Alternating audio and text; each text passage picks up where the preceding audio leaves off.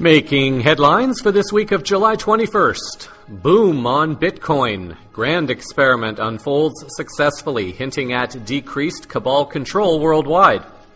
Emerging state. 2 breakaway republics in Ukraine unite to announce a new independent state. Shake, rattle, and roll. Energies for coming weeks and months expected to overhaul humanity in consciousness. And healing with psilocybin. Like cannabis, mushroom component can heal while also creating spiritual-like experiences to help adapt to incoming energies at this time. With news around, upon, within, and beyond our planet, the program making disclosure official. This is Cosmic Vision News. Here is Jeffrey West. Greetings and blessings to all. This week, I choose to lead with financial news as we are witnessing some pretty amazing things unfolding in the financial world at this time, involving virtual currencies or alternative coins. Before I get to the bigger news of today, July 22nd, it is going to be necessary for me to first cover 2 other stories so that listeners can fully grasp the significance of the bigger news. We start first with the following story involving Bitcoin and Ethereum. There is something really interesting unfolding before our eyes for those who are willing and able to look under the surface and perhaps see for some signals between the lines of what is currently being reported. In a very broad sense, it could be considered an experiment in finance, in technology, but also in consciousness. I have been reporting on the shifting energies and the potential impact over the next 2 to 3 months, and we'll hear a bit more about it shortly. This is exposing many of the systems that are not functioning in integrity with humanity and the planet. At the same time, however, it is causing confusion among many about which path to take. I commented a few weeks ago on the possible traps relating to technology and how the embracing of all the technologies may lead an individual away from one's own inner growth and healing. A question needs to be asked whether the releasing of various technologies at this time is an orchestrated attempt to keep people from awakening to and activating their own inner technologies and tools to navigate the coming energy shifts affecting humanity and our planet.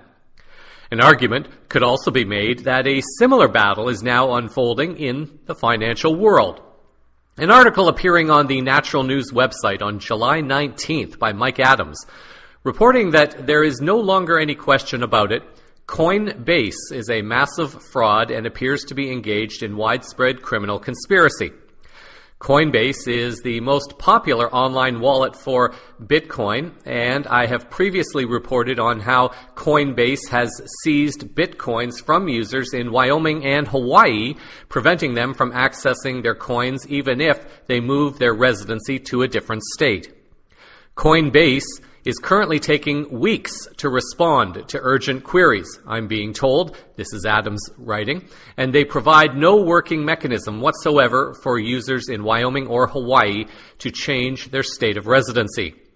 When those users attempt to log in or upload new IDs or change their address, they are given unable to create account errors, which state that Coinbase has indefinitely suspended its business in their old state. In effect, Coinbase has stolen all the Bitcoins from users in those states and may have already absconded with those Bitcoins. To better understand this story and also the next story, some historical information is required about what the blockchain technology is and how the manipulation of it affected Ethereum last year, how Ethereum is connected to Coinbase and other alternative coins, and how it potentially will affect Bitcoin this year. We start by understanding the blockchain technology itself. Here is what I think I know so far. A particular kind of new technology called a blockchain was made available to the world. It does not appear to be controlled by any one person or group. It appears to be an open source technology and is available to everyone. There are different ways this blockchain can be used and applied, and this is being witnessed worldwide at this time. Think of a blockchain as a network of roads within the core of a city. On any given day, most people travel to work on the same road. When this is known, then the person's travel itinerary is not exactly secure, because it is known that someone travels that route every day and perhaps roughly at the same time. With increased congestion in a city core, however, people are changing their routes to find any other way to get where they are going more quickly. A blockchain could be thought of as a series of multiple different pathways being used depending upon traffic, making it almost impossible to know who is traveling where and when. Of course, this is a very loose analogy, but I hope it gives you the idea of how blockchain can be used to keep someone's identity protected.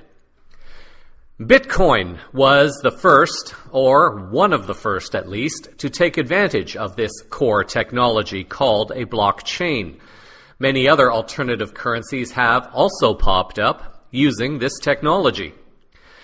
Blockchain, therefore, is this open source, secure yet uncontrolled network of pathways that allow particular kinds of information to be exchanged and stored in different locations. In this case, it is financial transactions. These transactions cannot be monitored, nor can they be controlled by governments or entities of the global cabal. You can imagine that this would be a threat to them because they can no longer access and steal your money. Well, in theory, we'll come to this in a moment. Some, however, have attempted to modify the core technology and market it. Aetherium did this and ended up paying a big price, as you will hear shortly. Coinbase appears to be victim of this also. The cabal has a choice: kill or discredit the technology if possible, or find a way to take advantage of it and use it to support their own agenda. At this time, there has been more coverage on alternative currencies, but a lot of focus seems to be on a particular currency called Aetherium. Aetherium is much younger than Bitcoin, and yet is getting more extensive mainstream coverage. A very good argument for this is because Aetherium has the involvement of a cabal-owned bank, J.P. Morgan. Here is what happened to Aetherium. On July 16th, 2016, last year, an article on the CoinDesk News website reported that last month, meaning June of 2016, an unknown attacker drained tens of millions of dollars worth of the digital currency Ether from the DAO, an Ethereum-based smart contract aimed at functioning as a funding vehicle for projects in the ecosystem. The incident sparked an effort to effectively roll back the clock and undo much of the damage, a process that comes to a head this week, again in 2016, as network-wide changes are set to be rolled out. For weeks, the impact has been largely confined to the pages of social media, and for developers, within the workspaces and private chats of those most closely involved with the so-called hard fork effort. That is the changes to the core. Now, however, with code for the changes completed and merged with the major wallet implementations, that is about to change. Major exchanges that offer trading services for Ether have announced their plans to support the fork in the past few days. Generally speaking, the plan is to support the strongest blockchain, which will be determined by how much hashing power it draws from Ethereum's distributed network of miners. So far, digital currency exchanges Polynex and Kraken, which comprise in 2016 of more than 50% of Ether trading volumes, have both said they plan to briefly suspend deposits and withdrawals prior to the fork activation. Note the final sentence that mentions a suspension of deposits and withdrawals. This suspension happened back in 2016, and it will be mentioned again in the next story. 2 days later, the following message, again 2016, appeared on the Aetherium blog site. We would like to congratulate the Aetherium community on a successfully completed hard fork. The fork itself took place smoothly, with roughly 85% of miners mining on the fork. With Aetherium, which is suspected of being influenced by the cabal, someone managed to hack the system, exploiting vulnerabilities. How exactly might this have been accomplished? A few moments ago, I spoke of the core blockchain technology.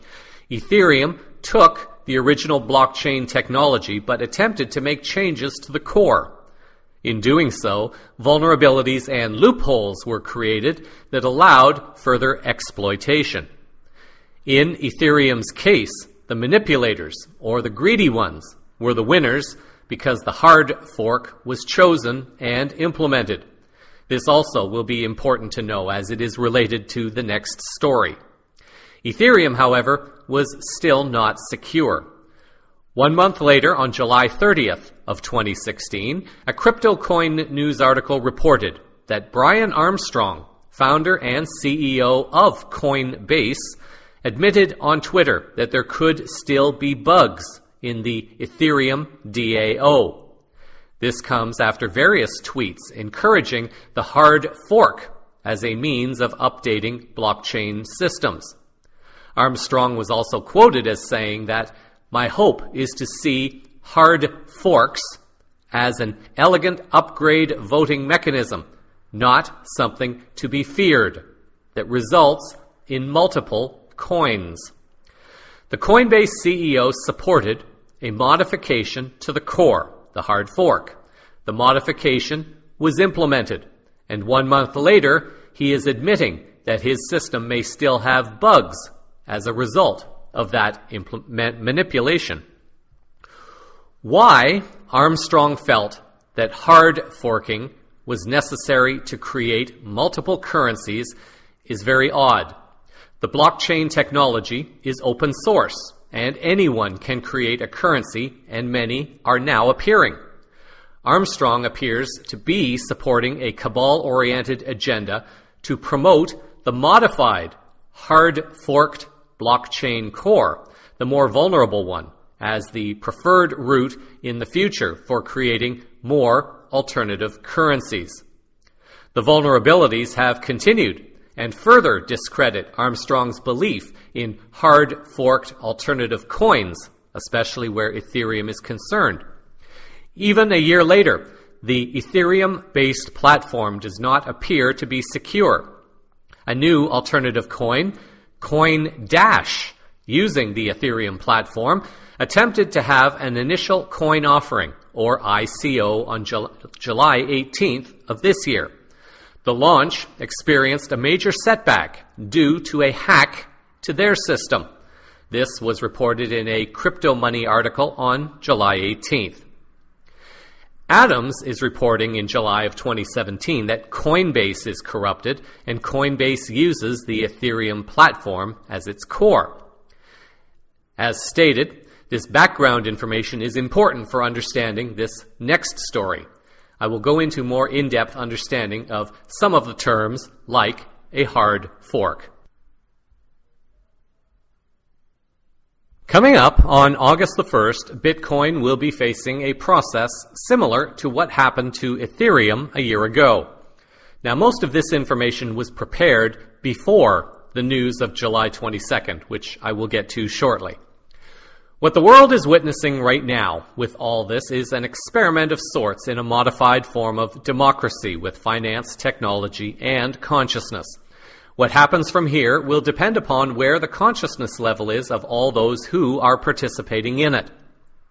This democratic process is relatively new. Think of it this way. Imagine a country that has no government. People propose improvements to the functioning of their society by proposing improvement protocols, and the people vote on accepting the protocol or protocols that they believe best serve the community. Now that we hopefully understand the blockchain basics and what happened with Ethereum from the last story, let's explore the upcoming event with Bitcoin. It is important to note that up to now, Bitcoin has not modified the core blockchain technology like Ethereum did. There are now people seeking to do this, to modify the core, and this is why Bitcoin is facing the same possibility that Ethereum went through last year. Learning from the lesson of Ethereum, why mess with something if it is not broken? One could speculate, however, that the global cabal is trying to infiltrate Bitcoin and do the same thing to Bitcoin, which would cause people to stop investing in Bitcoin, and therefore people might continue to use the cabal-rigged markets and hedge funds, or perhaps move over to various alternative coins that have the vulnerable blockchain technology. The upcoming implementation, or lock-in, is for a process called SegWit, or Segregated Witness.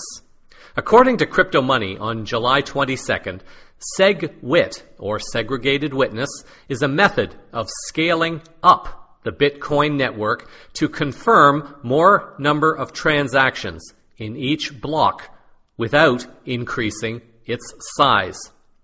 It is invented to help shrink file size of Bitcoin transactions. Its basic purpose is to enable the Bitcoin network to confirm more transactions in the same amount of time. This article explains a bit more how a Bitcoin transaction works. The article writes that a person sends Bitcoins to another person. This transaction has been added in a block in the blockchain. The other person will only receive the Bitcoin when the miner confirms a whole block of Bitcoin transactions. Like this transaction, there are various other transactions which are added up in the block. A block has a maximum file size of 1 megabyte. When this block's space capacity is full, another block is created and added up in the blockchain. As Bitcoin transactions are increasing day by day, more number of blocks are created and adding up in the blockchain. This is stressing the blockchain network and causing delays in getting transactions confirmed. Also, as miners' job has increased, the transaction fees are getting higher, making Bitcoin transactions more expensive. Currently, each Bitcoin transaction contains 3 elements: an input that includes sender details, an output that includes recipient details, and a digital signature that serves as a witness that the sender really has the balance to do the transaction. This third witness element, however, uses up too much data storage space within the block and affecting the core. According to the article, SegWit proposes to remove the digital signature element from the transaction and adding it to another new block called extended block. It means any transaction which gets added in the block for confirmation will only contain input and output and not the digital signature. This will make transactions lighter. As a result, more space is available in the block. This means more transactions can be added into the block to get verified. As more numbers of transactions will get verified in the same amount of time, the Bitcoin network will become faster again. Thus, we are removing the witness digital signature, segregating it to another block, hence the name Segregated Witness. 2 options have been put forth for acceptance. The option that gains the greatest acceptance will determine the SegWit process that is locked in on August 1st. Splitting the core or doing a hard fork has been proposed through Bitcoin Improvement Protocol, or BIP 148.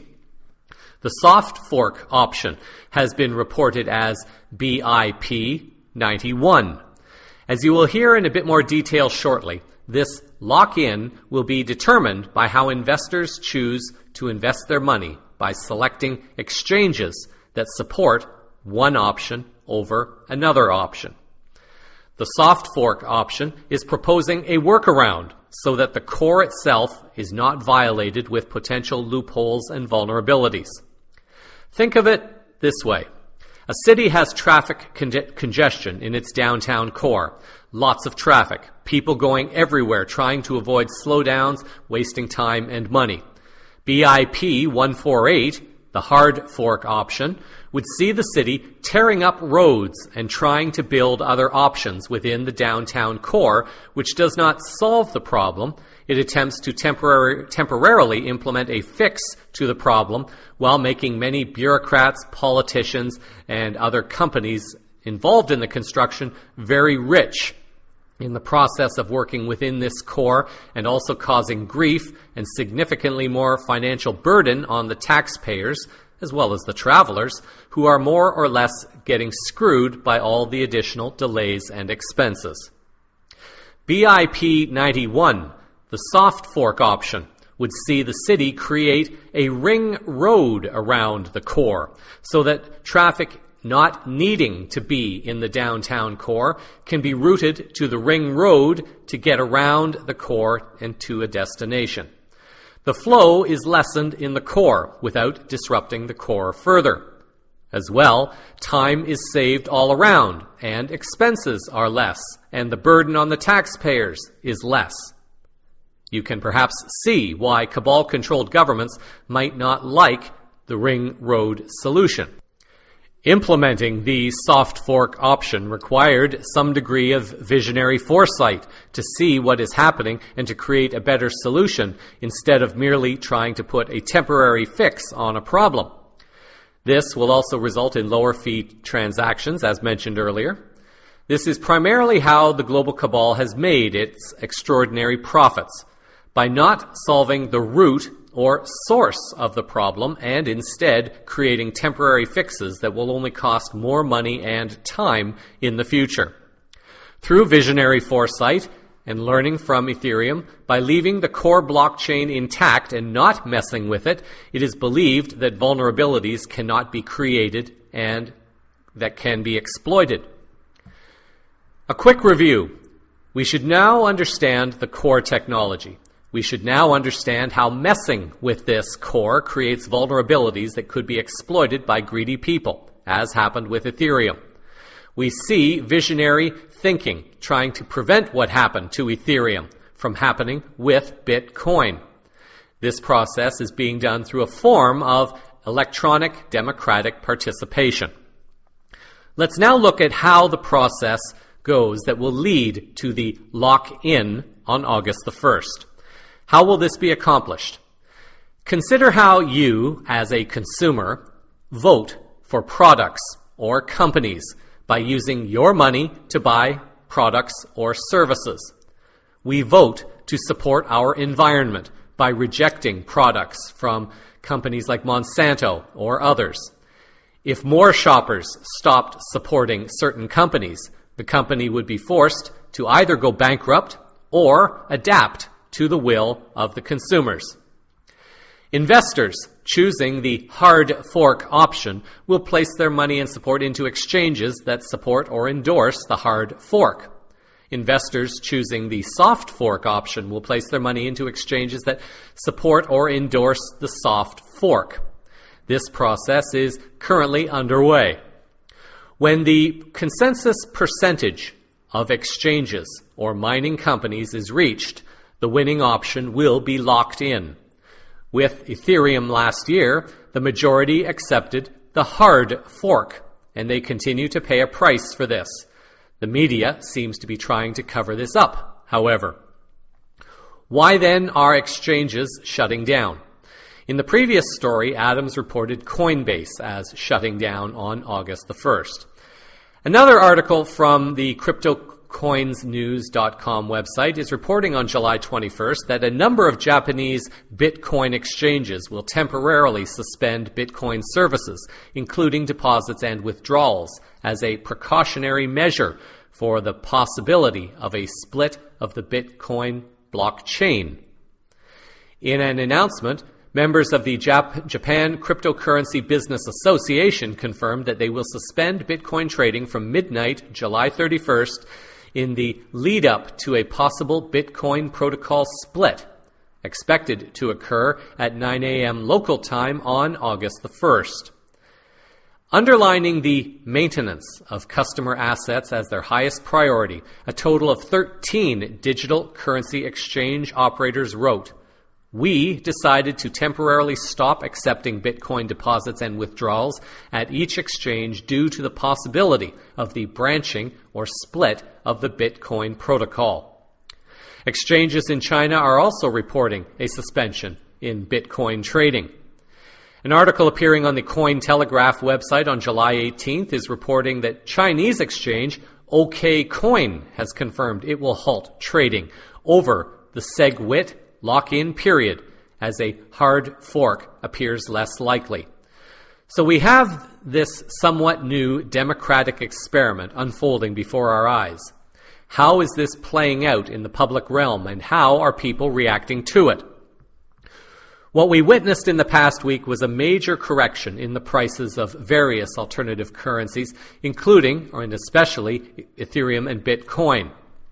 A trusted friend of mine bought into Bitcoin 3 years ago when I suggested to CVN listeners to do so. He has done quite well with it. I called him up to ask him what has been going on with the price lately. What we believe happened recently is this, and I'll clarify more shortly. Many sold their Bitcoin, either by uninformed fear or because they saw a possibility that a hard fork was about to happen. The price dropped considerably. In less than a week, however, with just days leading up to the August 1st event, the price has begun soaring again and, in fact, is pushing towards breaking its previous all-time high. What this seems to suggest is that people pulled their money out of exchanges that supported the hard fork, or again, it could have been fear, and this may have contributed to the crash in price. As they reinvested in exchanges supporting the soft fork, the price began to rise again. This requires a bit more verification because, as you'll hear momentarily, there is a slightly different event being reported related to this. Assuming that this is true, what this represents is a consciousness-based movement affecting an outcome that supports a particular technology solution that could better benefit humanity, while also delivering a blow to any group or entity that might seek to break down the core within Bitcoin so it can be exploited. This is what remains to be seen on August 1st, but so far the indications suggest that the will of the people, the will of the informed people, is making their voice heard by voting with their money and choosing an option that will not support the greedy people from doing to Bitcoin what happened to Ethereum. China is very heavily invested in Bitcoin. China is building a new financial paradigm with gold-backed currencies. The global cabal obviously does not want this, so there may be a very targeted reason why the cabal might seek to hard fork Bitcoin and create vulnerabilities that could be exploited. This would also support why exchanges are shutting down temporarily during this process, in case the hard fork option is locked in on August 1st. It would also appear that the exchanges that are supporting the soft fork option are the ones that are shutting down. And that's partially true anyway, so that they can protect the interests of their investors if the group supporting the hard fork option should win, which appears unlikely at this time. A Cointelegraph article on July 18th reported that over the past few days, miners have begun signaling in increasing numbers for BIP 91 over BIP 148. If the required support threshold is reached before August 1st, BIP 91, the soft fork, would lock in, providing an alternative road to SegWit without a mandatory hard fork. BIP 91 requires 80% miner support to lock in and subsequently activate, as opposed to BIP 148's 95%. At press time Tuesday, BIP 91 had achieved 61.8% of miner backing. This is last week, along with relief from community commentators on social media. I note that this was July 18th because the key news is still to come. For the CVN listeners who are active in Bitcoin, please use discernment with what I have shared and use it to guide you in researching your options.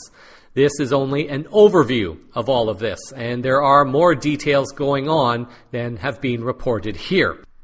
What I have attempted to do is give listeners some of the keys to begin understanding this process and how to better recognize the potentially risky alternative coins and the potentially more secure coins. All that is not in integrity at this time, with the rising vibrations of the new earth and the rising human consciousness, is being exposed and cleaned out. As the August energies sweep through with the eclipse and more, it could be argued that even more will be exposed for removal. Whether this happens or not, however, will depend upon how you choose to use your physical currency, your virtual currencies, but even also your energetic currency, which is your mental and emotional attention to anything. Who and what do you choose to support in your desire to create that which you are claiming to want to experience in the coming moments of now? Having now spent multiple hours preparing all of this, we can now get to the big news that was released late on July 22nd. This news may now make some of what I just reported irrelevant. However, the information is still beneficial for the process of learning what is going on and how it can have an impact overall. The breaking news is that Bitcoin investors have been waiting to hear is the result of the process that will determine which option is locked in. As of July 22nd, it is now being reported that close to 100% of the entities involved in mining Bitcoin have now been signaling acceptance of both BIP 91, but also BIP 141, which was a precondition for the implementation of BIP 91 and SegWit. BIP 141 focused on a process called Bit 1, which I am not yet familiar with, so I cannot share more on that at this time. A CryptoCoin news article reported on July 22nd that Bobby Lee, the CEO of leading Chinese Bitcoin exchange BTCC, revealed that over 95% of blocks mined by major mining tools, including Antpool, Bitfury, Bitcoin.com, FTPoo, via BTC, and Slushpool, have all signaled for the activation of the Bitcoin Core Development Team's transaction malleability fix and scaling solution, SegWit. Earlier, I reported the massive drop in the price of Bitcoin and that the rise has taken place again. This article explains why this happened in a bit more detail. On July 16th, when the BIP 91 activation threshold of 80% of hash rate was met, Bitcoin price increased from $1,850 to $2,350. Investors and traders became certain that SegWit was going to activate via BIP 91. On July 21st, as BIP 91 fully locked in, Bitcoin price increased once again from $2,350 to $2,600, demonstrating a staggering $800 increase within a 5-day period.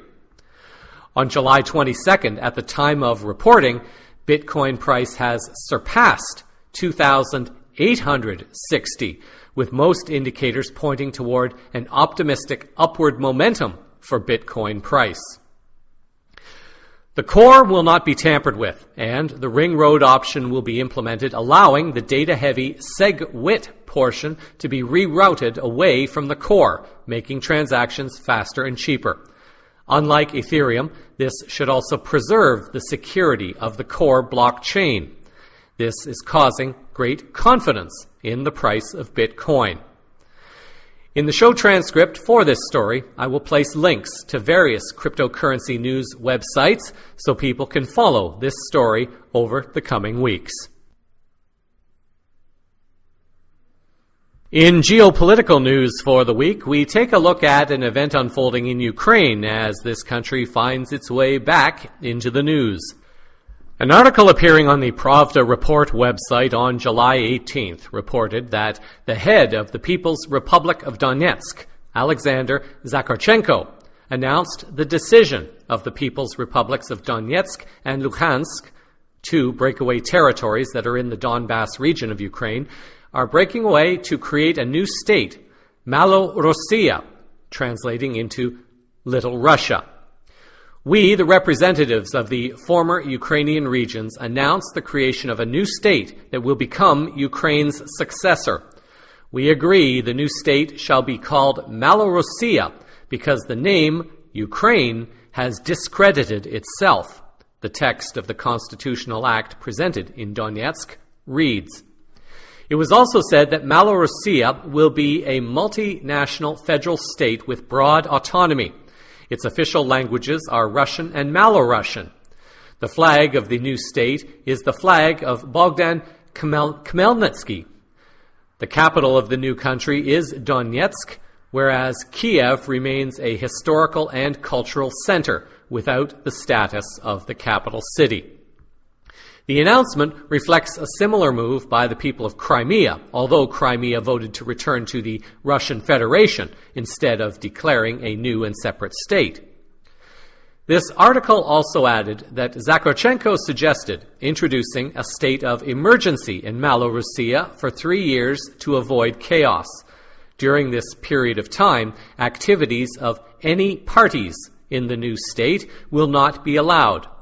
Zakharchenko also urged to conduct investigation into crimes against humanity committed in Odessa, in Kiev, during the Maidan riots, and in the Donbass. The founders of Malorussia stated that the People's Democratic Republic of Donetsk and the People's Republic of Luhansk were the only territories of the former Ukraine where legitimate power was maintained. Now, Ukraine is a mix and match of territories over several centuries. Adam Gary, writing for the Duran on the 18th, provides a bit of historical context to the announcement of Little Russia. He reports that in 1667, the Treaty of Andrusovo affirmed Russian sovereignty over historic Russian lands that had been part of the Polish-Lithuanian Commonwealth since the 14th century. These areas were de facto Russian ever since the Treaty of Pereyaslav, signed in 1654, as an alliance between local Cossacks and the government in Moscow. The restoration of Russian lands was affirmed in the 1686 Treaty of Perpetual Peace. These regions became known as Malorussia, Little Russia, and formed the triumvirate of the three Russias under a single sovereign, Great Russia, Little Russia, and White Russia. The lands of Malorussia on the left bank of the river Dnieper were later incorporated into further territorial gains from Poland-Lithuania on the right bank of the river Dnieper on 1793. In the 1764 former Ottoman regions around the Black Sea, including the cities of Odessa and Donetsk, formed Novorossia, or New Russia. The former Ottoman Khanate of Crimea formally linked up with this region in 1783. The current borders of Ukraine were manufactured haphazardly under Bolshevik rule, which effectively slammed together the historic regions of Novorossia and Malorussia with western regions bordering former Polish lands that had been subsumed by Austro-Hungarian rule in the late modern period. Areas that were part of the Second Polish Republic between the World Wars, including Galicia and the Czech and Hungarian regions of the Carpathian Ruthenia, were incorporated into the Ukrainian Soviet Socialist Republic after 1945.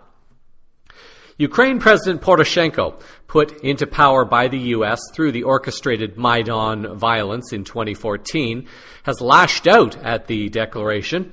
He was quoted by DNI news agency as having said on Twitter that the project Malorussia was buried. Ukraine will restore sovereignty over Donbass and the Crimea. Whether the new territory is recognized by the U.S. or the EU or other countries remains to be seen.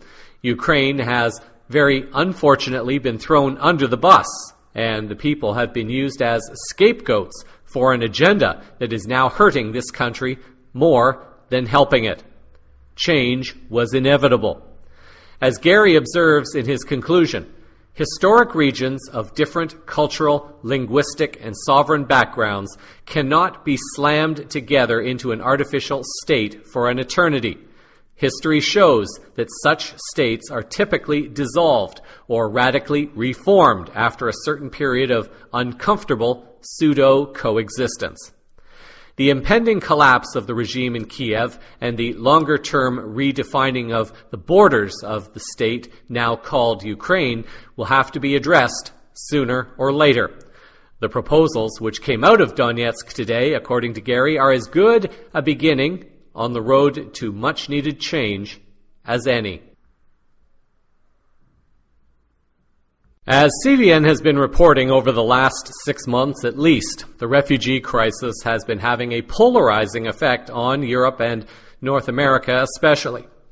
The trick, and also the trap, is this. Anyone who dares to speak against immigration is branded a racist or as being insensitive during a time of human crisis. It is very similar to people being branded as anti-Semitic for questioning the Zionist agenda, often misinterpreted as being anti-Jewish. Yes, there is a crisis occurring on a planetary scale, more than one of them, actually, and they are all playing out in slow motion in front of our very eyes at this time, with the help of the corrupted mainstream media selling the criminal agenda. A criminal fiat currency banking system that profits those committing the crimes, and the criminal commercial system of law that protects all those committing the crimes. There are numerous crises and crimes against humanity and our planet that are being carried out at this time, and the good news is that all of these are being exposed more and more as informed and awakened souls courageously begin to hear and answer the calling in their hearts to start speaking up for humanity and our planet. With the current migration crisis, the media is selling the message that the alleged refugees are families from Syria and nearby countries affected by wars that have been started by the U.S. and its Western allies. CVN has reported in the past on videos and reports that refugees coming into Europe are not necessarily families with children, but rather large groups of men of fighting age. The wars that are being fought are proxy wars, meaning that the U.S. is funding and training groups like Daesh, Al-Qaeda, Al-Nusra, and others to fight on behalf of U.S. interests. The U.S. has, perhaps until just recently, been pushing to get Syrian President Bashar al-Assad out of office. The U.S. has done this in numerous countries, including Libya, and I'll speak to Libya in just a few moments. The media would say that there is a humanitarian crisis and that it is up to the countries of Europe and around the world to take in thousands upon thousands of refugees, all to be paid for by taxpayers who never consented to their countries attacking Syria, Libya, Iraq, and so many others. Yet, governments are being forced to take people in. I apologize for having to restate this over and over, but there is always going to be someone who hears this for the first time and will assume that I am racist or anti-immigration or whatever. There is no humanitarian crisis except for the crisis that has been deliberately created by people who profit from the conflict, chaos, and war. It is not the humanitarian crisis that is being sold to us, in other words. There is a deliberate agenda to pull people into Europe to cause chaos. It is my belief that one of the reasons involves the need of the US and the EU to keep NATO alive in Europe.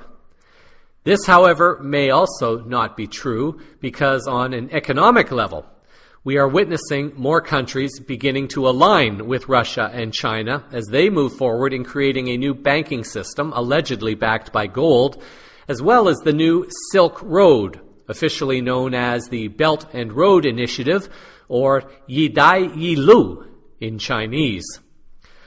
Things are incredibly interconnected and incredibly confusing, and the mainstream media does not even come close to reporting with any degree of accuracy what is going on in the world at this time. Coming back to the purpose for this story this week, however, a report has surfaced on the internet by an individual named Lauren Southern. Southern went to France, to one of the train stations where refugees have been arriving. Here is what Southern had to share in her report.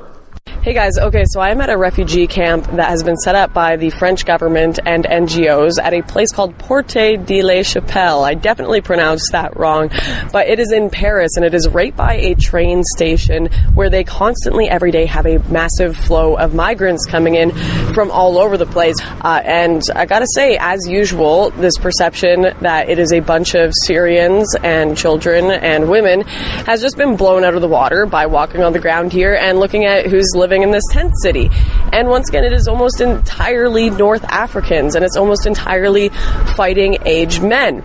And what's going on with this one here is they've kind of got this walled-off area where they keep around 500 migrants inside, and then the rest kind of live on the streets, and they filter them in and out, and then transfer them from this area to different parts of France.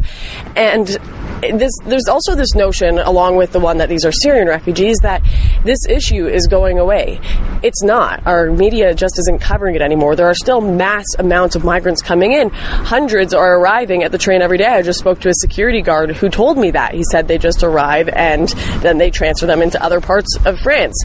It's just a ridiculous notion, and it's insane that the media isn't covering this as much as they should, because it's only going to get worse and worse, and only more enclaves are going to be created, and more sectioned off areas of the country are going to be created that have entirely become refugee camps and tent cities.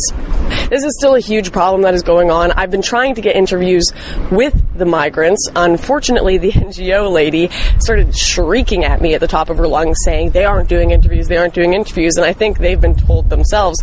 They've been told by people not to talk to us because if the truth gets out there that they're here for economic reasons, if the truth gets out here that they're not from Syria, well, people are going to get a little mad. I'm going to keep going around France and uncovering the truth about this craziness. As you just heard, Southern validates what CVN has been reporting, that many of the immigrants coming into Europe, undocumented, are economic migrants, mostly men, and of fighting age.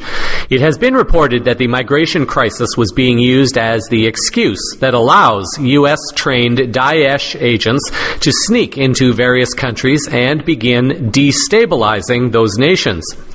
As Southern stated, she believes the people being allowed in are economic migrants from North Africa.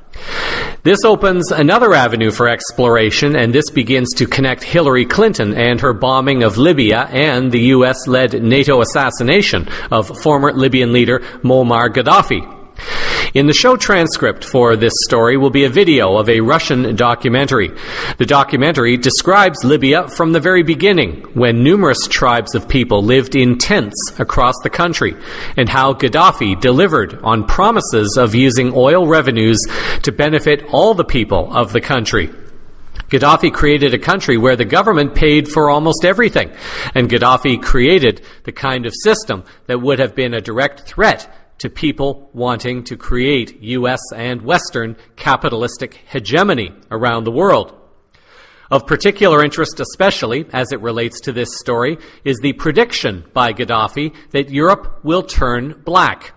In the Gaddafi years, Libya was the country that was preventing economic migrants from entering Europe. Gaddafi also wanted to create a gold-backed currency for the African Union, which would have leveled out the economic gaps across the continent. By taking down Gaddafi, he predicted that economic migrants would begin flowing into Europe to cause chaos and violence.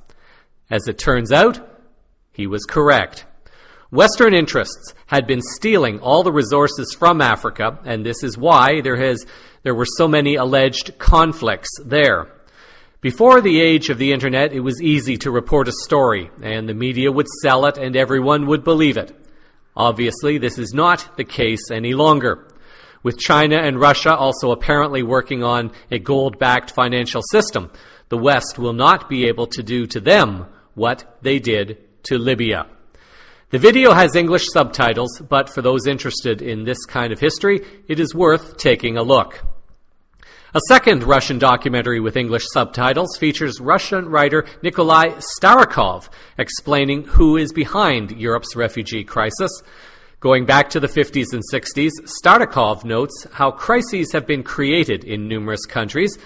There have been numerous such waves of refugees or migrants. In one part of the interview, the subtitles quote Starakov as saying that, in reality, it was primarily for economic reasons, and sometimes there were political issues too. For example, an anti-US revolution took place in Iran. All of the corrupt Iranians, the secret police, the local oligarchs, fled to London, to Europe, and so on.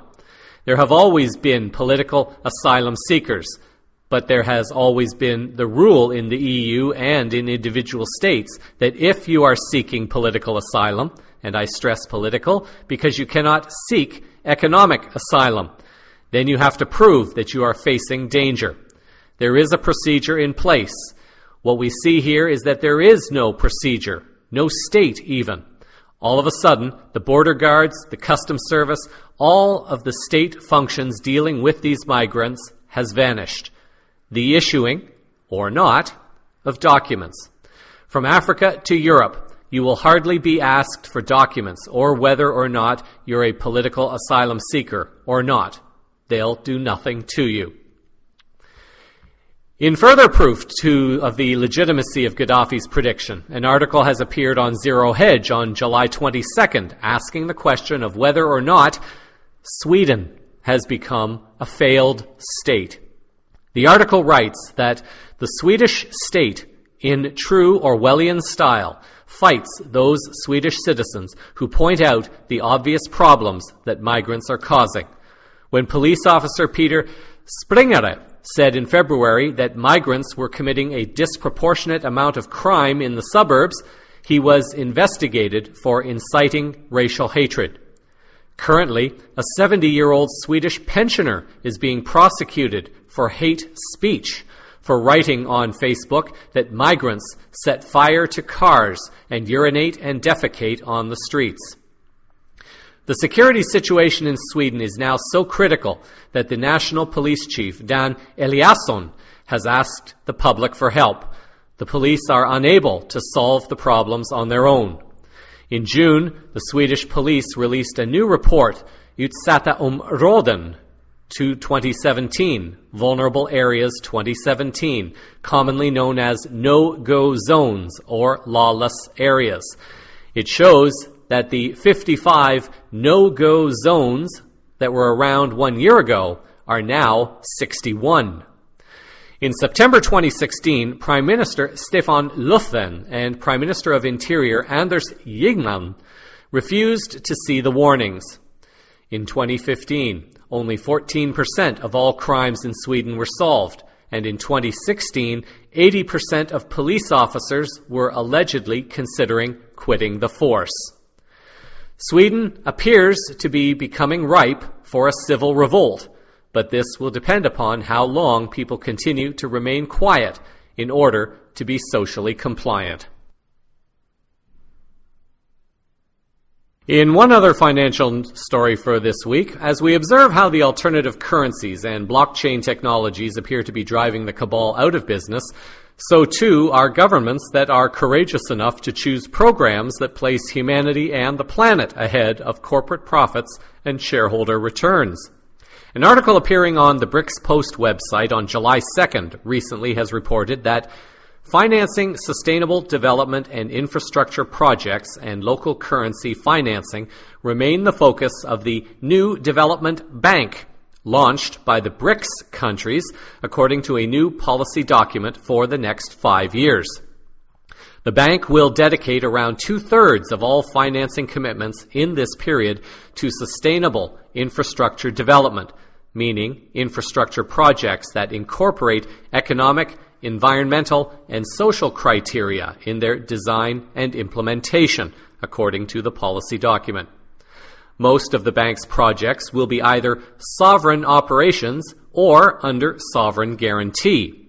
Essentially, this means that the government will be responsible for the debts should the primary recipient of the funds go into default. The policy document also stated a focus on clean energy, transport infrastructure, irrigation, water resource management, sanitation, sustainable urban development, and economic cooperation and integration among member countries. The NDB signifies developing countries' coming of age and reflects their aspirations to stand on their own feet. The article also added that the bank will aim to lend $2.5 billion to $3 billion this year, its president, KV Kamath, announced in May, nearly double the amount the bank loaned last year.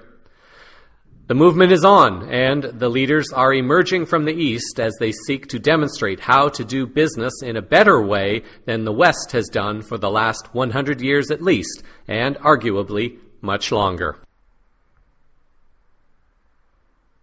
In general news, last week I went into a bit of the astrological background offered by Carl Boudreau regarding the alignments of the outermost planets has led to the rising success of the 1%, and how the planets are now moving out of those alignments, and we are witnessing the collapse of this group and the global cabal generally.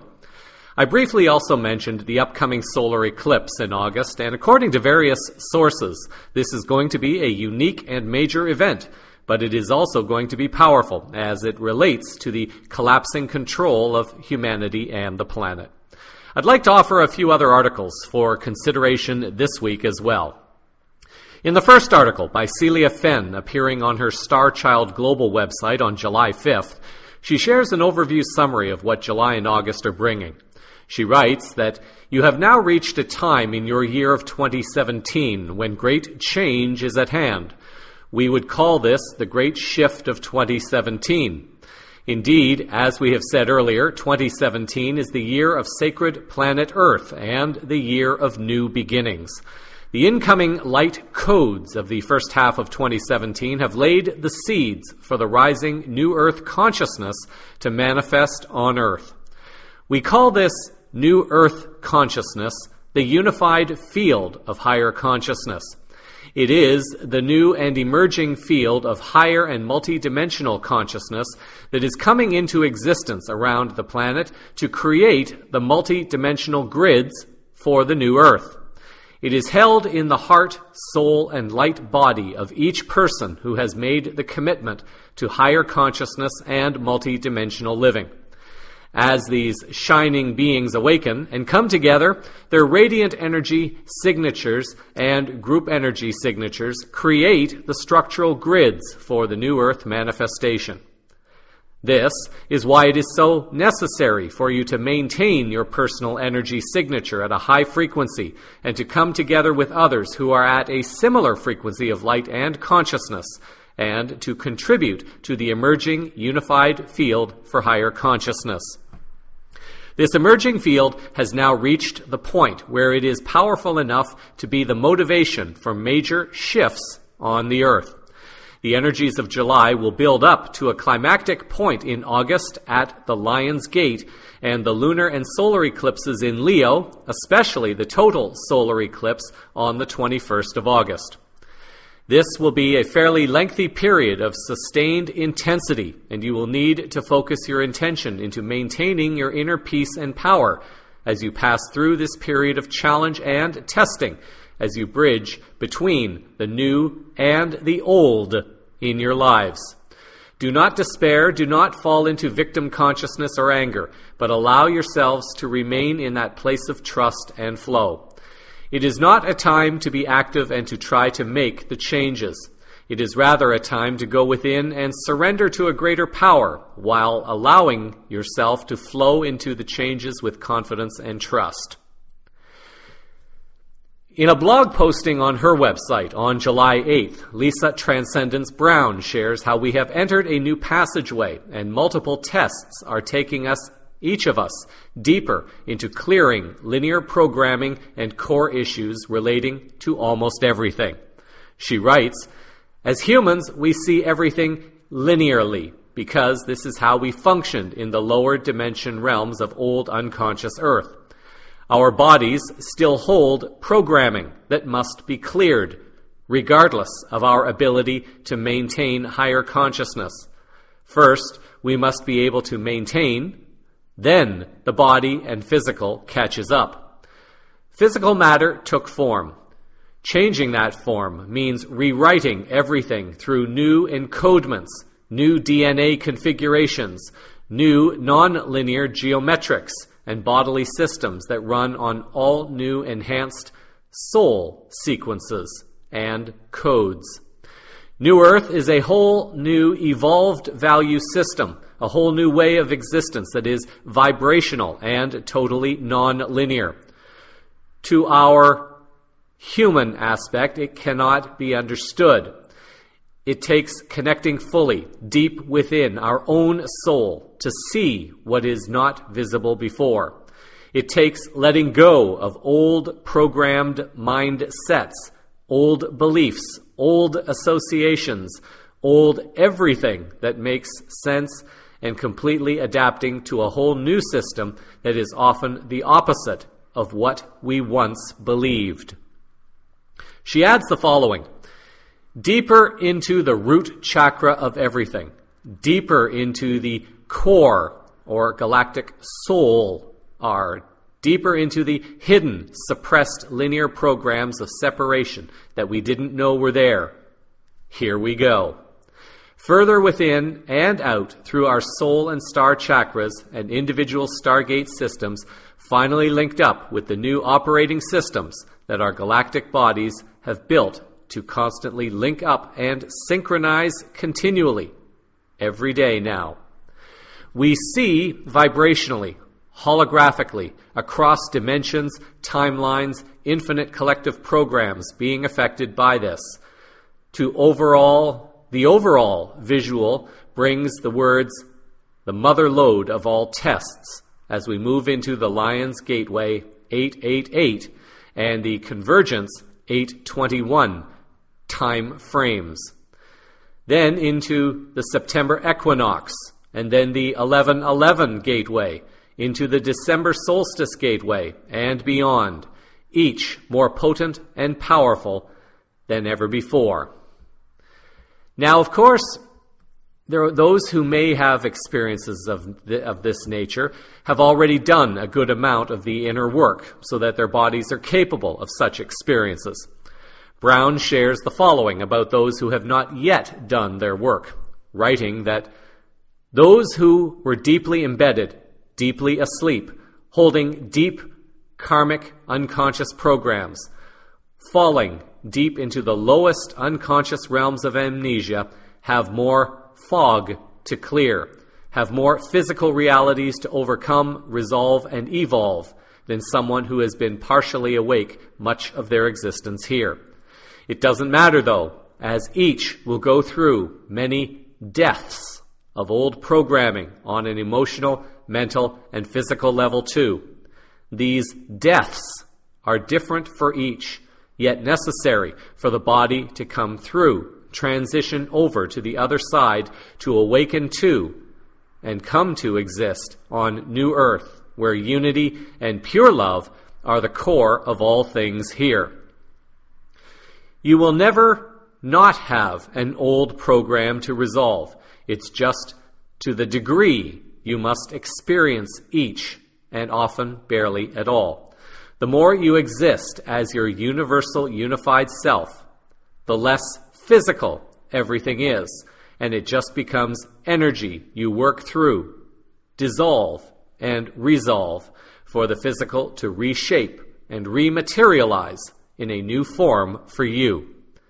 Everything is for you. Everything is a gift. Everything opens your heart and eyes to what you could not see and understand yet. Everything brings you closer to the magic and magnificence that already exists. Everything clears old cellular programs. Everything does this.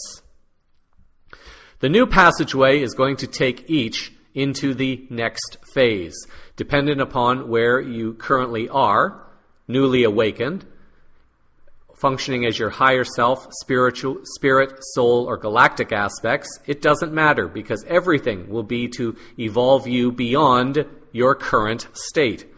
Everything is to bring you further into new Earth existence than before, and further collapse those strong programs that you were operating under, those old beliefs and mentalities that functioned linearly to create a physical reality that's got to be completely undone. Money, things, each other, self, the physical, your soul, and the value you put on everything and how you see value, how you spend your time, energy, money, which version of Earth you support with your time, energy, money, then that will be the one you are currently vibrating at or on, and where you will go in and out of consciousness on this, and then you will vibrate back and forth to resolve this, all of this separation within you, until you unify and return to full love again, too. As she closes her posting, Brown shares that you are going to continually see an increase in ego structures dismantle, which can go into desperation, heavy narcissism, pointing the finger and judgment, assumptions. Take great care if this trigger activates yours. Human aspects are not privy to the information that the higher realms, New Earth, operates under yet, and there will be much confusion, even greater than before, about core beliefs as each works to transition to a whole new way of thinking that might look one way, yet is something completely different. This is uber important as we move into these next phases of cleansing and purification and unified existence now. There are numerous key energetic dates coming up, as was hinted at moments ago, within the next month and even for the remainder of the year. Sandra Walter, in an article from her website, writes that the August eclipse is deeply esoteric, which is why we are guided to utilize it for complete activation of the New Earth crystalline grids. A total solar eclipse crossing the entire United States is a rare event. In this year of dropping old timelines, while simultaneously amplifying the higher timelines of ascension, this eclipse presents yet another powerful turning point for a palpable external manifestation of what is occurring with the higher light. Our August Gateway Passage opens on August 3rd, includes the Lion's Gate on the 8/8, the total solar eclipse on August 21st, and extends until August 25th. This wave of light assists us in dissolving realities which do not serve the collective highest interest. It also provides an activation of ancient encodements, structures, and intentions set in place for this possible scenario, while lighting up the New Earth crystalline grid networks. This eclipse is to be transformative, according to Walter. This passage completes the need for conflict and sets the stage for the higher timelines of ascension. Obviously, war and conflict do not exist on primary Christed timelines of ascension. Bit by bit, the revelation of what has occurred in the higher realms steps forth. The birthing of a new universal platform and the return of Christed, crystalline unity consciousness. The significant increase in false flags and events designed to keep people distracted, in fear, and in separation would suggest that the highest levels of the global cabal understand that something very potent and energetic is unfolding upon the planet at this time. Walter notes the key dates that represent various gateways to energies for the remainder of the year.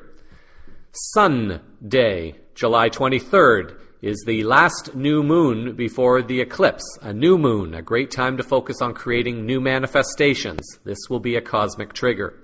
August 3rd, the gateway opening for the August passage. August 7th, the full moon and partial lunar eclipse.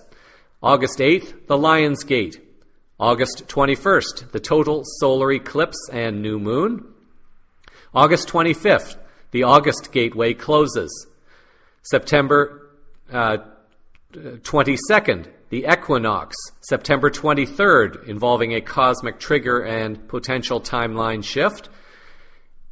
And the period between December 21st and 25th, including December 21st solstice and the December 23rd cosmic trigger and timeline shift. I personally have been feeling extremely disconnected from the world lately. I strongly do not feel like I'm in the world, even though I observe myself moving around within it. Many others have noted the same thing. There may be more to this, however. An article appearing on the Earth Tribe website posts a story that a recent study examined the difference in outlook between open-minded people and closed-minded people. The study stated that the quality of openness has a lot of deciding power on what kind of reality an individual lives in. Most open-minded people live in a completely different reality than other people. I suspect that many listeners will react to this by saying, well, what a surprise. Not. The website posting is based on a study posted on the Science Direct website in the Journal of Research in Personality in June of 2017. The article summarizes the following about the study. The test for open-mindedness focused on 5 categories of personality: conscientiousness, neuroticism, extroversion, agreeableness, and the ability to keep an open mind to new experiences. They then tested who experienced a visual perception phenomenon called binocular rivalry. This phenomenon occurs when each eye is shown a different image.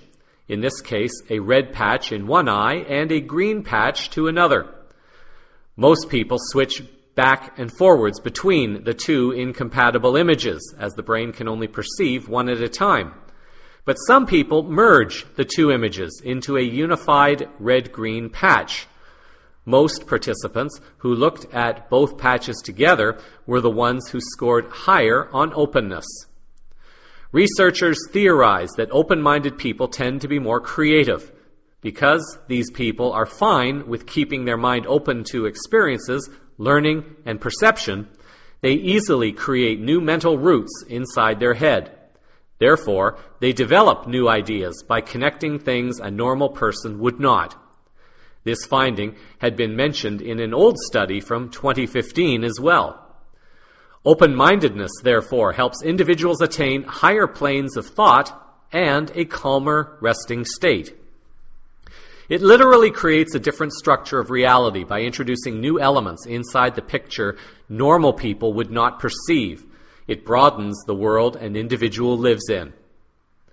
Therefore, there now appears to be scientific backing to support not just open-mindedness as benefiting an individual's growth, but taking further into the experience of what some call ascension, it can help better prepare one for this experience also, in consideration of the energetic and astrological shifts occurring at the same time to create a potentially new reality. Keep in mind, even this material that has been shared still does not take in the effects of the presence of Planet X, which numerous sources are saying will be more readily visible towards the end of this year. What we are witnessing as Jennifer Hoffman noted a few weeks ago, is a disintegration of the third density, or 3D reality that Earth occupied for millennia. We have merged into a fourth density, or 4D reality, that allows those who are ready, willing, and able to see, feel, and perceive this shift and movement away from 3D. Those who are too attached or stuck in 3D will not notice anything and will use their experience to make others wrong or bad. Avoid allowing yourself to be influenced by those who are not understanding. Seek to connect more with people who do understand and who will be supportive in your own personal journey. The current understanding of many is that Earth is not finished in its journey, and there will be a movement into a fifth density, or 5D vibration frequency, that begins to move us away from everything that has served to control, enslave, and limit humanity while destroying our planet.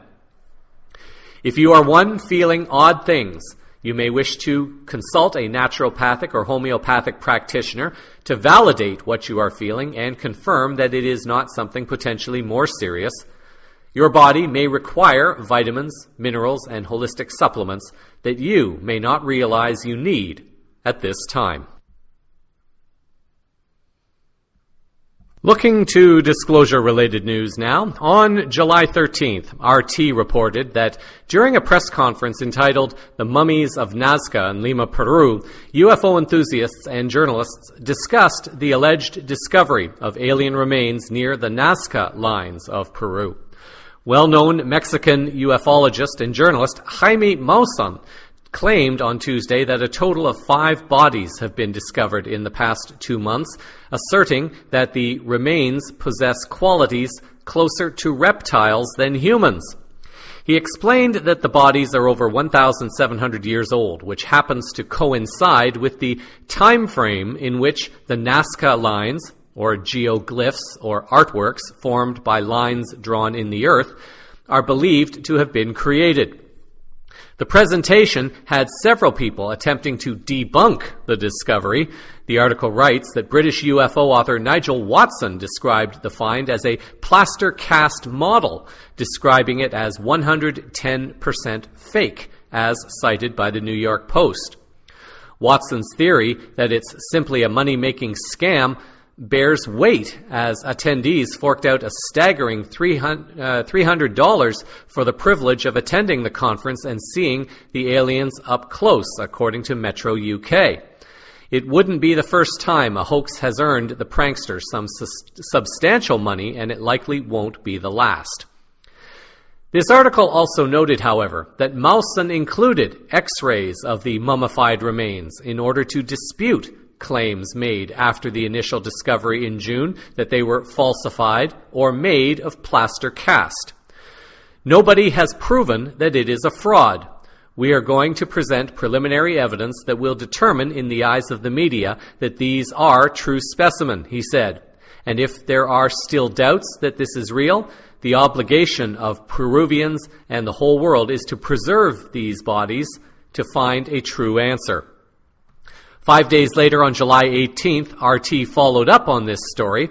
Referring to the article I just mentioned, the second article reports that at a press conference last week, Mexican paranormal journalist Jaime Maussan claimed the 5 mummified bodies discovered over the last 2 months appear closer to reptiles than humans. Now, Maussan, who has devoted much of his life to investigating extraterrestrial phenomenon, says X-ray, DNA, and carbon-14 analysis of the remains further points to the presence of intelligent life. Maussan, speaking in Spanish to RT, was quoted as saying that we confirmed with scientific evidence the existence of beings from another world. Before, it was a possibility. Now it is a reality. These mummies were buried in human tombs in sacred places, said Maussan. This means that they had coexisted with our ancestors, and they were not enemies and had, to a certain extent, a degree of respect between both races or cultures. To offer a balanced perspective, the article also noted that it's worth noting, however, that Maussan has long been criticized for his questionable evidence of extraterrestrials on Earth. The World Congress on Mummy Studies was once cited as calling Maussan's work an irresponsible, organized campaign of disinformation. The campaign for disclosure appears to be heating up on numerous levels, with many seeking, rightfully or wrongfully, to be the trusted source when it comes to all things extraterrestrial. Of course, this has meant that many sources, although perhaps well-intentioned, may have jumped the gun too quickly in trusting some sources.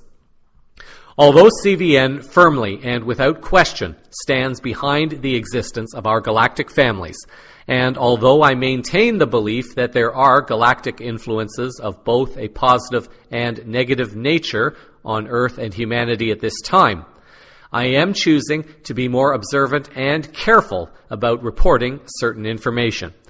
As much as I would love for CVN to become a trusted source, what I would rather do is establish a reputation for cautious consideration. I recognize how vitally important the issue of disclosure is becoming to the future evolution of humanity and this planet. At the same time, I also recognize how desperately certain groups and forces are trying to push humanity further into fear and lower density vibrations. There are extensive campaigns for disclosure of both a positive and negative aspect. Thus, it is getting challenging to discern between information and disinformation. As an awakened journalist, I choose to be very careful about affecting my own personal karma by unintentionally leading humans down the wrong path. Thus, I again want to make it clear that no one is to believe anything I share unless it feels right within their own hearts. Something that is true for me or you on one day may not be true for me or you sometime later. I would like to feel that as the global changes move forward, the forces that are guiding the positive changes will recognize CVN's role and will call upon CVN to serve in a greater capacity at some point. Until then, I share what I can and invite each listener to discern for him or herself what is acceptable for her or him in this moment. Many people are longtime followers of various whistleblowers. Some listeners have asked me to take a firm position on whether or not I believe them. At this time, it is challenging for me to do this publicly. My opinion really should not be a factor in guiding someone else to trust any source, including me. I may or may not have a personal opinion about particular sources, but I am trying to recognize whatever role those souls are meant to play at this time in the overall shift now taking place.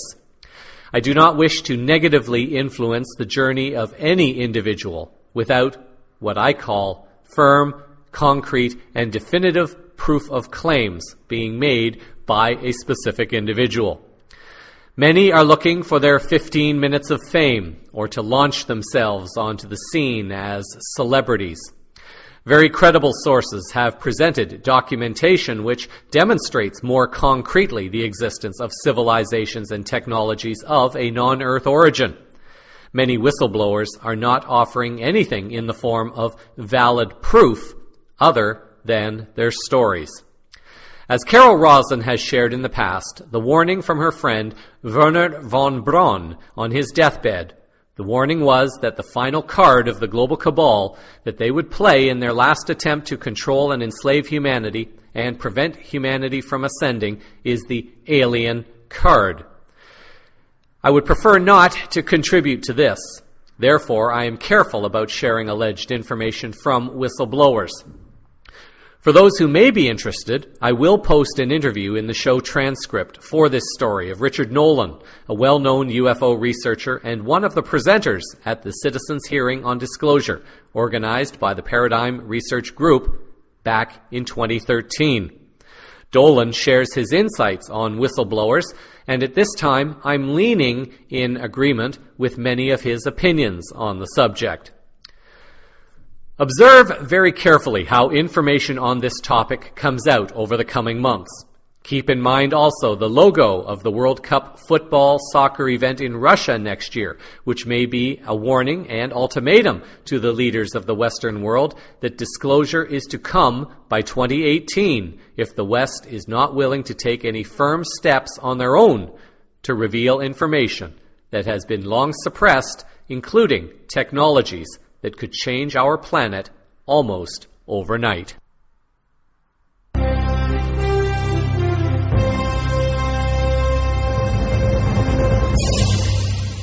Finally, in health-related news, CVN, as most regular listeners know, has long been an advocate for the use of cannabis in healing. Over the years, as I have come to learn more and more, I am trying my best to share it with listeners so they can make the best and most informed choices when doing their own research to decide if cannabis is good for them personally. Before I get to the story being reported, I do want to add some recent information that I've come across that is vital in ensuring one has the best possible cannabis for healing. The medical and pharmaceutical industries realize that they can no longer suppress this information. Therefore, the only way is to embrace it and try to create a product that will suit their agenda. This is almost exactly like what is happening within the virtual currency markets now, as we heard earlier regarding Aetherium, Bitcoin, and others. An individual whom I met at the cannabis conference recently in Slovenia posted information about the best kind of CBD to look for, and very likely synthetic cannabis will not be the best cannabis to buy for one's health. If one is able to, look for a trusted source that grows an organic, multi-spectrum cannabis with love. A multi-spectrum cannabis contains CBD, CBDA, THC, THCA, CBG, CBN, CBC, beta-carotene, myrcene, limonene, campheine, geraniol, linalool, and eucalyptol. These days, organic is more challenging due to the chemtrails being dumped on all outdoor plants. Therefore, it may be better to grow cannabis inside a shipping container, for example, that has been prepared for growing. It is pretty obvious why governments and corporations would seek to keep both cannabis and hemp criminalized, as it not only takes away their profits, but it heals people and also helps people to have spiritual experiences that awaken them further to the illusion of the world that we have been currently enslaved to. CVN has reported in the past on other psychedelic plants that have the potential to help awaken people to their inner power while also helping them to heal. This week we have another story. An article by Robert Jonathan appearing on the Natural News website from December of 2016 looks at several studies that have been done showing the health benefits of using magic mushrooms for healings, and yet these are also classified as illegal in many countries. According to the article, 2 major clinical trials have reportedly reaffirmed the effectiveness of psilocybin, a naturally occurring psychedelic found in 200 varieties of mushrooms in treating mental illness. Earlier in 2016, researchers at London's Imperial College found that after 1 week of high doses of psilocybin, 12 study participants no longer suffered with depression or self-loathing. 11 weeks later, 5 of them no longer had any lingering depression symptoms. The article continues. In the U.S., the DEA classifies psilocybin as a banned Schedule I drug like heroin, LSD, or ecstasy, with no currently accepted use in medical treatment. In the minds of government regulators, magic mushrooms apparently conjure up an image of burned-out hippies staggering around Woodstock on a bad trip, rather than as a legitimate treatment for mental illness. Data published this month in the Journal of Psychopharmacology focusing on cancer patients perhaps may change the conventional thinking that stands in the way of magic mushrooms being officially adopted as an alternative to antidepressants that bring with them many toxic side effects. The studies were done by New York and Johns Hopkins universities, although each institution's study was under slightly different conditions, which are detailed in the article for those choosing to read it. The article does note the general results, however. According to the article, the results suggested that high-dose psilocybin produced large decreases in clinician and self-rated measures of depressed mood and anxiety, along with increases in quality of life, life meaning and optimism, and decreases in death anxiety. At a 6-month follow-up, these changes were sustained, with about 80% of participants continuing to show clinically significant decreases in depressed mood and anxiety. Participants attributed improvements in attitudes about life, self, mood, relationships, and spirituality to the high-dose experience. Of course, there is always a degree of warning issued by institutions, probably to protect themselves from legal actions. The article writes, both double-blind studies cautioned that more fact-finding is necessary to fully determine if psilocybin is safe and effective. What the studies also noted was that participants in both groups told researchers about mystical or spiritual experiences after ingesting psilocybin, the effects of which last about 4 hours. According to Dr. Roland Griffiths, lead author of the study at Johns Hopkins, one way psychedelic researchers have characterized this is as the inverse of PTSD, post-traumatic stress disorder. With PTSD, one terrible experience can change the way a person's brain causes them to perceive the world, with long-lasting effects. This is like the opposite of that with psychedelics and psilocybin, a single, meaningful experience that people highly value and has transformational, enduring effects. At this point, anything that has the potential to heal, awaken, and empower people in their fight against the global cabal and Western hegemony is considered a threat, and therefore it is up to each individual to become as informed as possible and share information on whatever level that individual feels called to share it. It is about reclaiming the will of people, and the global establishment is being forced to take notice that the people of the world no longer choose to play the games of the global cabal, nor do they choose to be slaves to their systems any longer. The energies are shifting to empower humanity, and although there may be some chaos and even discomfort in the short term, it is important to always stay grounded in the belief that everything negative must first be brought into the light in order to be exposed, transformed, and then released. In a related story, an article about the benefits of lion's mane mushroom for the brain and nervous system will appear in the show transcript, along with 2 other unrelated articles, one relating to the benefits of ozone therapy and another relating and reporting on the 7 most dangerous vaccines injected into the body and why they cause more harm than good. Before I get into this week's final words, I would like to share that I will be taking at least 3 or 4 weeks off for vacation.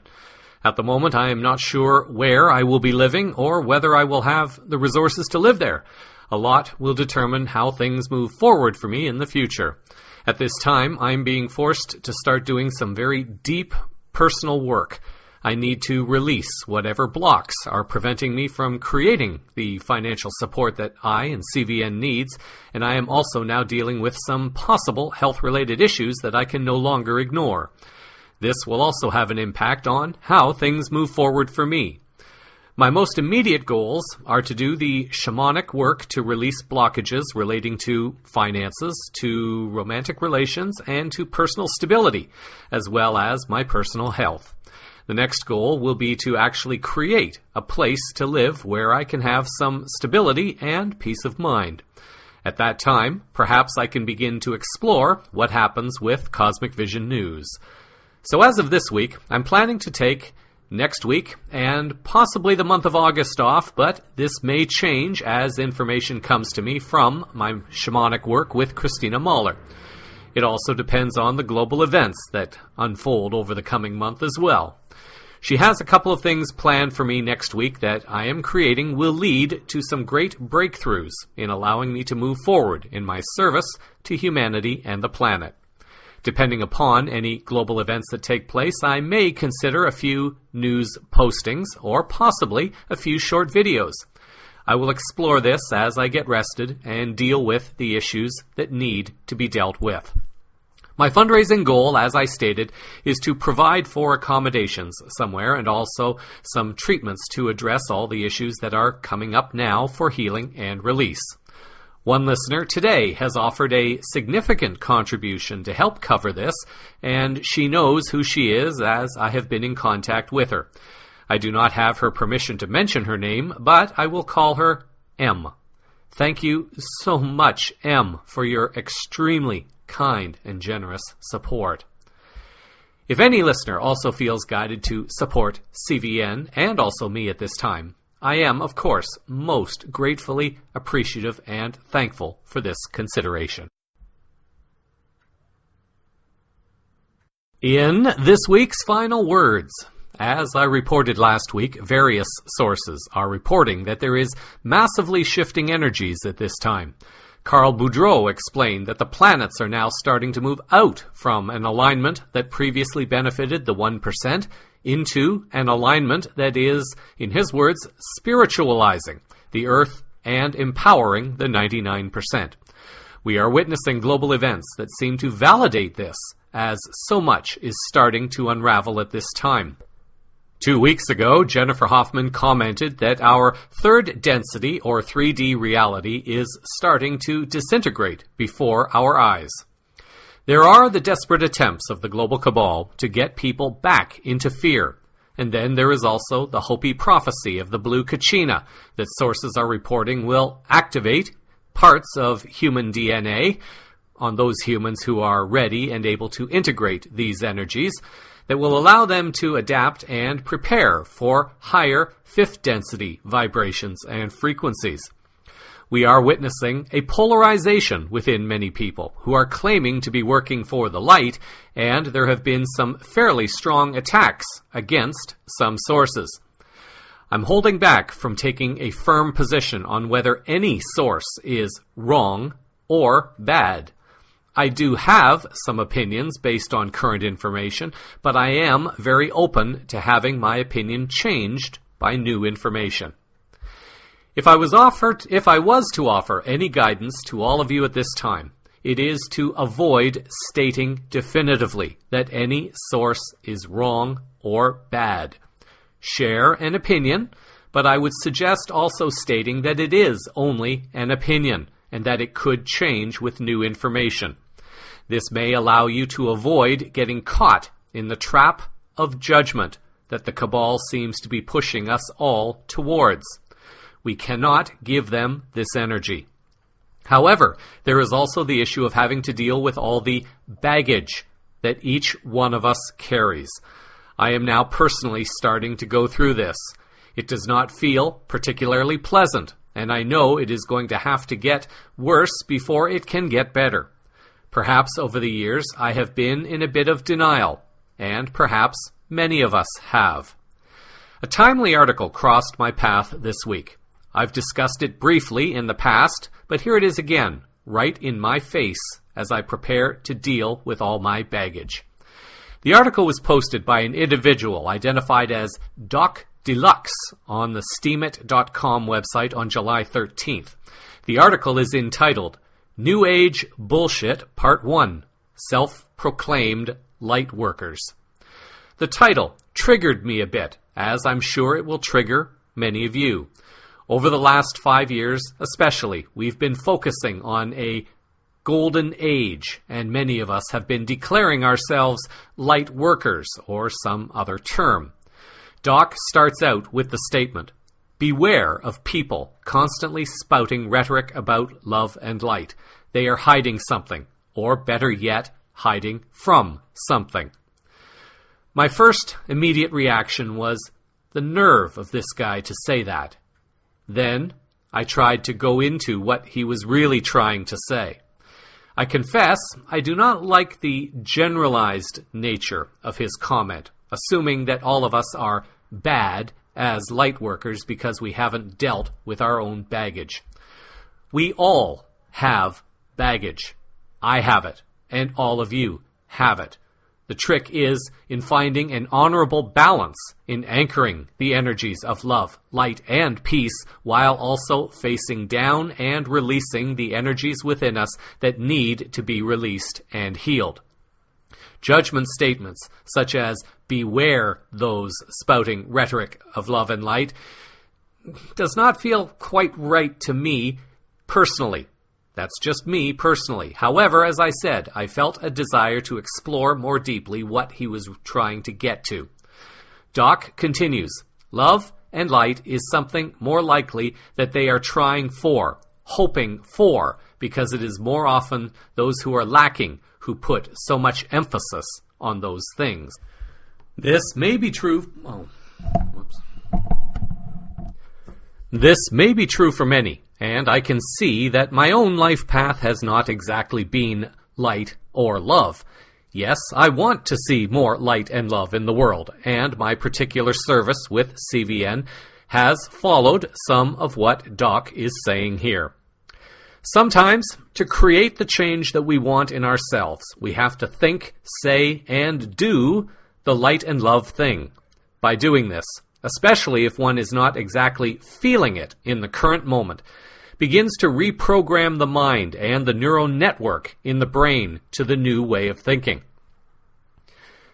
A substance abuser, as part of the healing, may need to keep talking and thinking positively to begin programming his or her brain to manifest the desired reality of being substance-free. I'm not saying that Doc is wrong, but I am inviting people to consider this as a possibility for why people are not always practicing what they are preaching right now. We each need our tools to reprogram the reality that we are desiring to experience. If one's message does not resonate with you, and that includes my own work, just set that message aside without judging that individual as wrong because he or she is not a perfect practitioner of the message. Feel the attempt of that individual from the heart, if possible. Doc quotes Carl Gustav Jung, who is credited with saying, "There is no coming to consciousness without pain. People will do anything, no matter how absurd, in order to avoid facing their own soul. One does not become enlightened by imagining figures of light, but by making the darkness conscious." I may not have a place to live yet, or the resources to fully support myself, and I may be missing a companion or loving interactions with more people. But inside, I try to hold on to the fact that if I can help empower this in others, then perhaps I will be able to better manifest it in my own world. It's more complicated than just this, however, because, of course, there are soul contracts, and there are also energetic blockages and attachments from past lives and the current life that affect how we deal with things. We may know things on certain levels, but are still trying to find ways to deal with and release them. I don't think that this makes someone wrong for talking about light and love while also dealing with one's own baggage.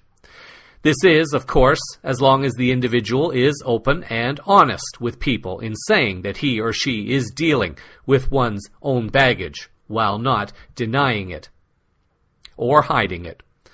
If any listeners are inclined to feel that I may be hiding my own baggage, I affirm again publicly that I am, like all of you, dealing with my own stuff. But we are working together towards a common goal, and we have to help each other along in the most life-honoring ways we can in each moment of now. Doc adds the following: What good is being in the light, talking about the light? What good is light if it is not going into the dark places, having the courage to deal with the disturbing truths of our human condition? True light workers show people what's in the dark, the things that have been working against them and humankind unbeknownst. I don't talk much about light and love because thou art that, writes Doc. Doc continues, I talk about the things that people keep hidden. Nothing of value is discovered in the light. Treasures are found in the dark. The truth is that most people hate true light workers because they expose their bullshit. The light burns them. Their rhetoric becomes empty slogan, exposing a circle of jerking orgy of the fearful, those who only dwell in the well-lit corners. They call themselves light workers but are easily offended and refuse to deal with the negativity in the world, only surrounding themselves with those who buy into the cult of positivity. They are New Age deceived. He closes with the following. A true light worker doesn't tell everybody that they are that. It's apparent. Far more times than not, it is those who burn us with the truth, the things we didn't see before they came along, that are the brightest, and the very ones we turn away from to go back into the comfort of ignorance, talking about light, but not being. Most of all, though, true light workers don't talk most exclusively about light and fluffy things. They talk about the shunned and forgotten things because by sharing their understanding of the heavy, the painful, the dark, they bring light to where there was little to none before. 2 weeks ago, Jennifer Hoffman, as I mentioned, has said that we have been exposing all the darkness in the world, and the world is starting to see it. Perhaps now is the time to focus on ourselves and our baggage and simply be our own light. From what I can tell, CVN is unique in the world because I attempt to empower lessons from both the darkness that is being revealed while also empowering the light, strength, and courage to transform or transmute it while connecting the dots of political, financial, science, technology, alternative health, spiritual, and ET UFO issues. To transform our world, it is vital to become aware of our enslavement and to what is being done to us and our planet so we can begin to envision solutions and transformations. This transmuting is to be done on all levels, from the macrocosmic level to the global level and then to the micro level of the baggage that we each have within ourselves and our DNA. It feels true to me that we cannot deny or ignore the darkness of which we have been a part.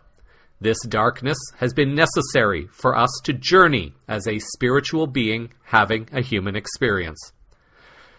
I am feeling more strongly at this time that the energies are pushing all of us to deal with our baggage if we are to align ourselves with the higher frequencies and vibrations of a fifth density reality.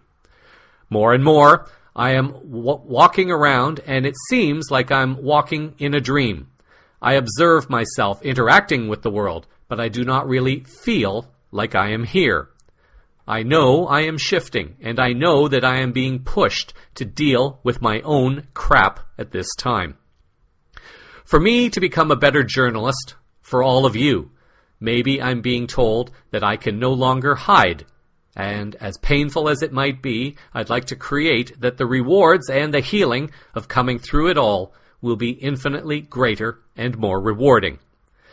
So, with your loving energies, healing, and perhaps some of your financial support, I can begin moving into a space of dealing with all of this so that I may be able to be of better service to you all moving forward, if this will be for the highest good of all at this time. In the show transcript for the final words, I'm going to include a link to 2 interesting videos that crossed my path. Both are songs from a group called Omnia from 2013 and 2014. The group sings in pagan folk music style.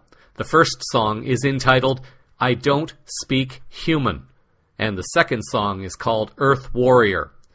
In 2016, the group released a new CD called Prayer, consisting of pure pagan folk music. At first, I was tempted to judge the song and the artists, but once I pulled my head out of my butt and witnessed my judgment, I began to get a greater sense of their message. Perhaps you may have the same experience. I actually found myself starting to like and appreciate their service and their message, delivered in their uniquely different, equally beautiful way.